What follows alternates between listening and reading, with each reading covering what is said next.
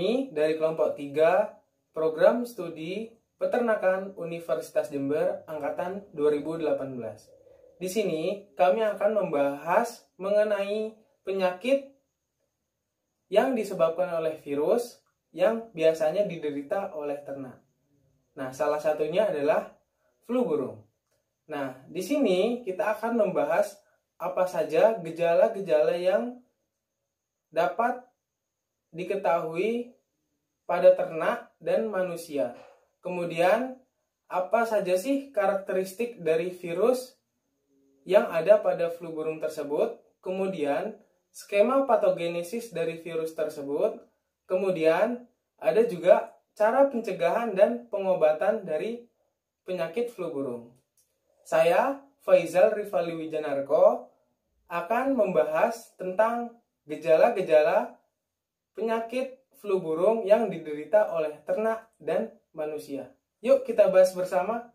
Baik teman-teman, di sini kita akan membahas tentang penyakit flu burung dan bagaimana gejalanya. Nah, flu burung sendiri biasanya dapat dikenal juga dengan penyakit H5N1. Penyakit ini disebabkan oleh virus avian influenza. Nah, penyakit ini juga sudah bersifat zoonosis karena dapat menular dari hewan ternak, yaitu unggas, ke manusia. Nah, penyakit ini sudah menjadi pandemik karena sudah menyebar dan menular ke berbagai belahan dunia, termasuk benua Asia, kemudian benua Afrika. Di Indonesia sendiri, persebarannya sudah hampir seluruh Indonesia mengalami penyakit flu burung, terutama pada ternak dan unggas. Nah, bagaimana sih gejalanya? Nah, gejalanya itu yang pertama pada unggas. Kita akan membahas gejalanya pada unggas. Nah, di unggas sendiri, gejala yang dapat kita ketahui yang mudahnya yaitu bagian pial membengkak. Biasanya karena pial tersebut sudah membengkak dapat berwarna biru dan juga bagian jengger berwarna biru juga. Selain itu, terdapat bercak pada tubuh yaitu pada bagian kaki dan bagian dada dari ternak unggas tersebut. Kemudian keluar air liur dari bagian hidung ternak unggas. Nah, bahkan di unggas sendiri, jika tidak mengalami gejala seperti ini, bahkan bisa terjadi kematian mendadak. Kemudian, pada manusia, gejalanya yang dapat diketahui yaitu muntah, pusing, dan demam. Selain itu, pada manusia juga bisa menyebabkan diare. Baik teman-teman, jadi seperti itu gejala-gejala penyakit dari flu burung. Nah, selanjutnya kita akan membahas tentang karakteristik dari virus avian influenza yang akan dijelaskan oleh teman saya. Yuk kita bahas. Warahmatullahi wabarakatuh. Di sini saya akan menjelaskan skema patogenesis virus H5N1 atau virus flu burung. Oke, lanjut. Infeksi virus H5N1 diawali ketika terjadi penempelan Spikes virion dengan reseptor spesifik yang ada di permukaan sel hospes. Setelah terjadi proses penempelan, langkah selanjutnya virus tersebut masuk ke dalam sel hospes. Selanjutnya, virion masuk ke dalam inti sel sitoplasma dan mengintegrasikan materi genetiknya. Materi genetiknya berupa RNA tersebut. Kemudian RNA bereplikasi. Setelah terjadinya replikasi barulah proses translasi. Setelah translasi ini, barulah terjadi pembentukan ribosom dan badan Golgi. Ini merupakan protein processing untuk langkah pembentukan individu virus baru. Kemudian, terjadi perbanyakan virus baru. Setelah virus-virus siap, virus-virus tersebut akan menginfeksi sel-sel di sekitarnya. Jadi begitulah ya untuk proses patogenesis virus H5N1. Untuk gambar ini dapat dilihat bahwa infeksi virus H5N1 terjadi melalui unggas ke manusia. Untuk kasus manusia ke manusia tidak ditemukan kasusnya. Baiklah, sekian. Assalamualaikum warahmatullahi wabarakatuh. Assalamualaikum warahmatullahi wabarakatuh. Saya Oki Nur Effendi, mahasiswa program studi peternakan Universitas Jember, akan menjelaskan secara singkat tentang karakteristik virus avian influenza atau virus AI. Oke, pada kesempatan ini kita akan membahas tentang karakteristik virus, yang mana pada karakter virus avian influenza atau virus AI. Virus avian influenza atau virus AI memiliki 5 karakteristik. Yang pertama, sifat alami gen. Yang kedua, spesies rentan. Yang ketiga, pengaruh lingkungan. Yang keempat, sifat penyakit. Dan yang terakhir, cara penularan di sini. Oke, kita bahas yang pertama, sifat alami gen. Pada sifat alami gen terdapat 2 sub. Yang pertama ada panas dan kedua ada desinfektan. Yang pertama, panas sendiri. Kita berada di negara tropis, kebanyakan orang menggunakan sinar matahari. Pada panas ini, pada suhu 56 derajat Celcius, virus AI hanya mampu bertahan pada waktu 3 jam. Dan pada virus AI pada suhu 60 derajat Celcius dapat bertahan sekitar 30 menit.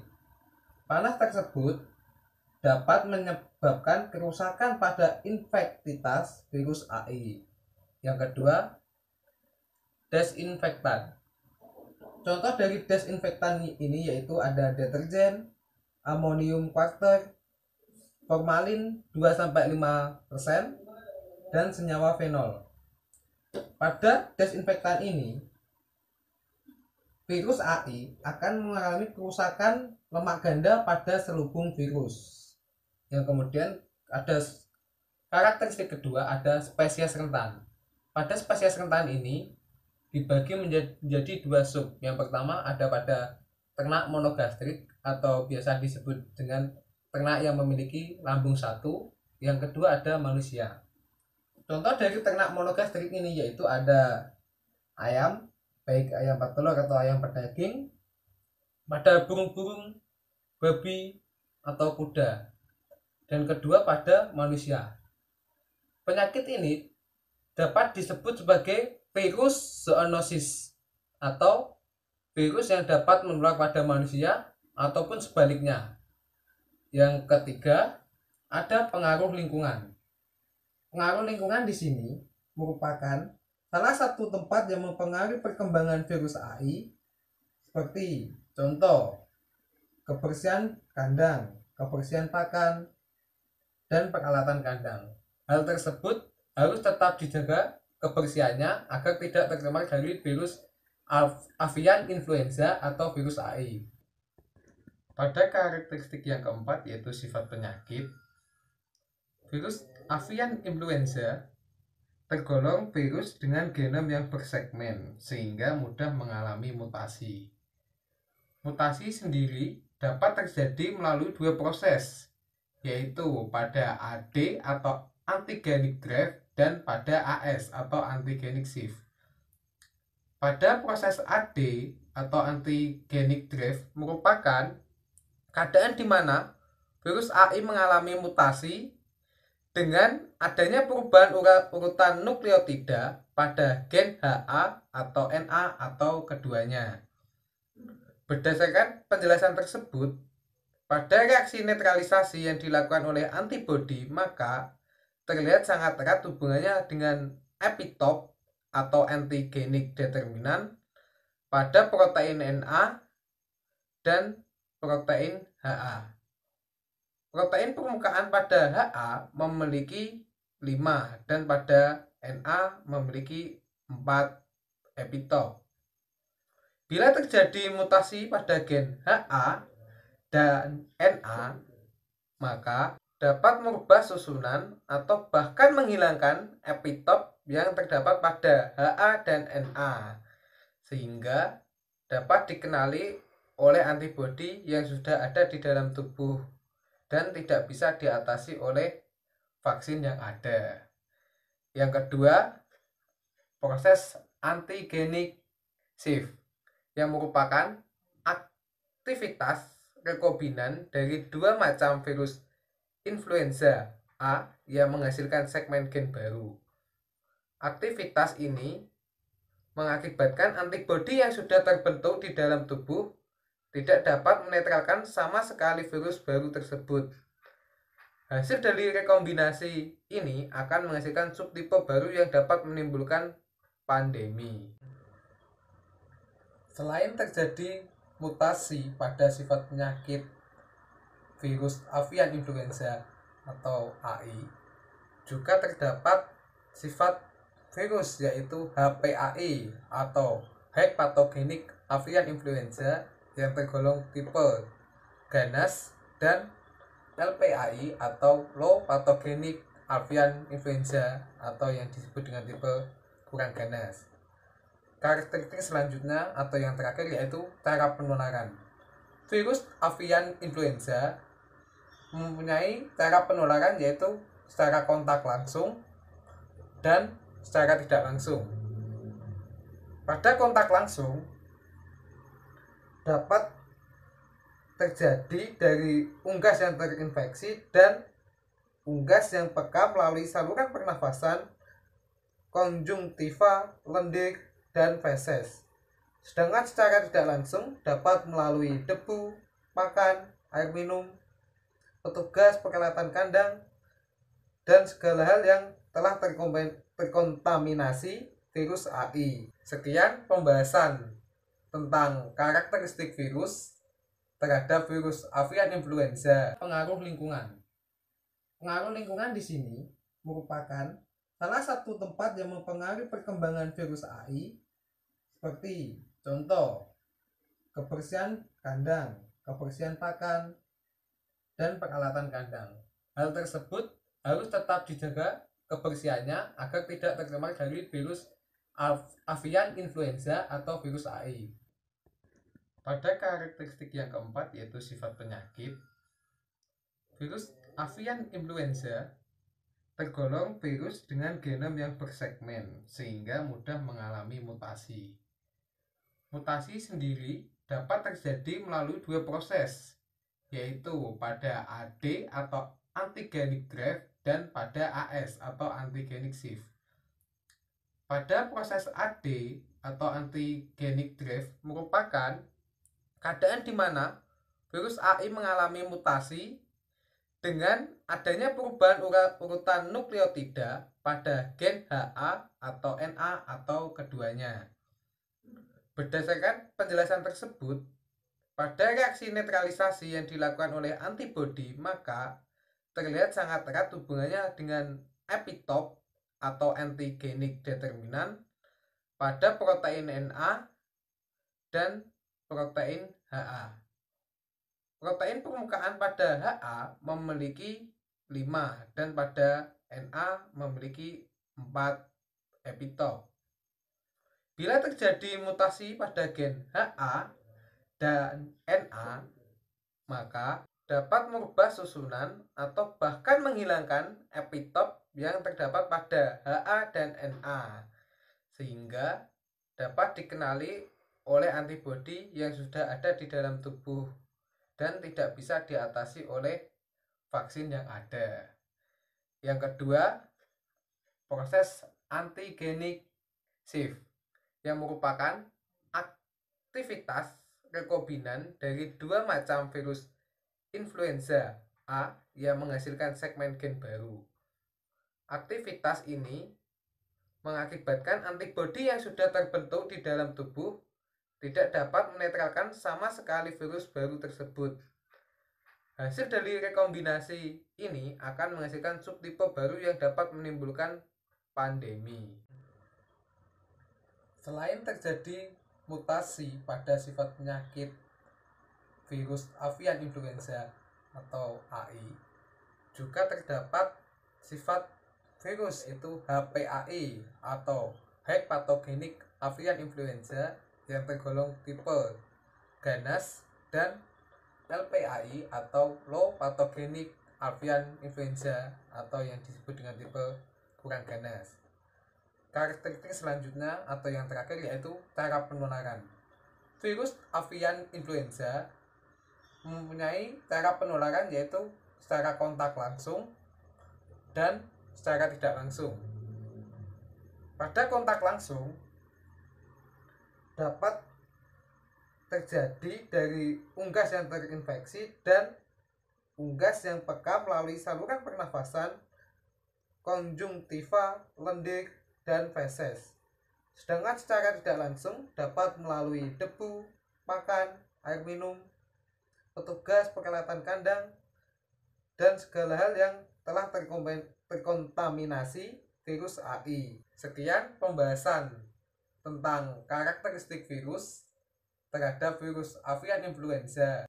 Kalau ada kurang lebihnya, mohon maaf. Demikian tadi penjelasan secara singkat tentang karakteristik virus avian influenza. Kurang lebihnya saya mohon maaf, dan penjelasan selanjutnya akan dijelaskan oleh teman saya tentang pencegahan virus avian influenza atau virus AI. Saya akhiri. Wassalamualaikum. Pembahasan selanjutnya yaitu tentang pencegahan virus avian influenza.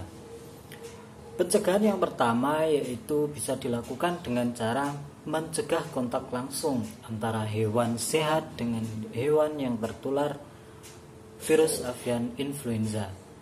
Yang kedua yaitu menghentikan produksi virus avian influenza dengan cara dekontaminasi dan disinfeksi. Selanjutnya yaitu meningkatkan resistensi kekebalan tubuh dengan vaksinasi. Yang keempat yaitu menghilangkan sumber penularan virus. Dan yang kelima yaitu meningkatkan kesadaran masyarakat akan kebersihan kandang dan ternak. Pelaksanaannya dapat dilakukan beberapa tindakan, antara lain yaitu meningkatkan biosecurity pada peternakan. Yang kedua yaitu depopulasi, pemusnahan terbatas atau selektif pada daerah tertular baru. Yang ketiga yaitu stemming out atau pemusnahan secara menyeluruh pada daerah tertular baru. Selanjutnya yaitu memperhatikan lalu lalang keluar masuk ternak unggas. Dan yang berikutnya yaitu monitoring dan evaluasi. Assalamualaikum warahmatullahi wabarakatuh. Teman-teman saya sebelumnya telah menjelaskan mengenai virus H5N1 atau biasa dikenal dengan virus flu burung yang biasa menyerang ternak, terutama ternak unggas. Nah, teman-teman saya menjelaskan mengenai gejala-gejalanya, kemudian ciri-cirinya, dan juga skema patogenesisnya. Nah, sekarang saya di sini akan menjelaskan mengenai bagaimana sih cara pengobatan apabila seseorang terinfeksi virus H5N1 ini. Pada dasarnya, virus H5N1 ini masih belum ditemukan vaksinnya sampai saat ini. Akan tetapi, ada beberapa jenis obat yang memang biasa digunakan untuk seseorang yang terinfeksi virus H5N1 ini, di mana obat-obatan ini efektif ketika diberikan dengan jarak 2 hari setelah seseorang tersebut terinfeksi. Obat-obatan ini seperti amantadin, kemudian ada rimantadin, janamivir, kemudian ada oseltamivir atau Tamiflu. Obat-obatan ini merupakan obat-obatan yang digunakan untuk menghentikan replikasi dari virus H5N1 sehingga virus H5N1 ini tidak menyebar ke seluruh tubuh. Selain obat-obatan tadi, juga seseorang yang terinfeksi virus H5N1 ini perlu diberikan terapi suportif atau diberikan oksigen serta pemberian cairan parenteral atau cairan infus. Kemudian ada beberapa juga antibiotik yang biasa digunakan, seperti antibiotik yang memiliki spektrum luas. Kemudian ada kortikosteroid. Nah, pada dasarnya seseorang yang terinfeksi virus H5N1 ini dianjurkan untuk beristirahat total dan juga mengonsumsi makanan yang bergizi atau makanan 4 sehat 5 sempurna. Itu bisa menambah imunitas dari tubuh seseorang. Nah, itu tadi beberapa cara yang dapat dilakukan untuk mengobati apabila seseorang terinfeksi virus H5N1. Untuk selanjutnya akan dijelaskan mengenai bagaimana sih pencegahan dari virus H5N1 oleh teman saya. Kalau begitu saya undur diri.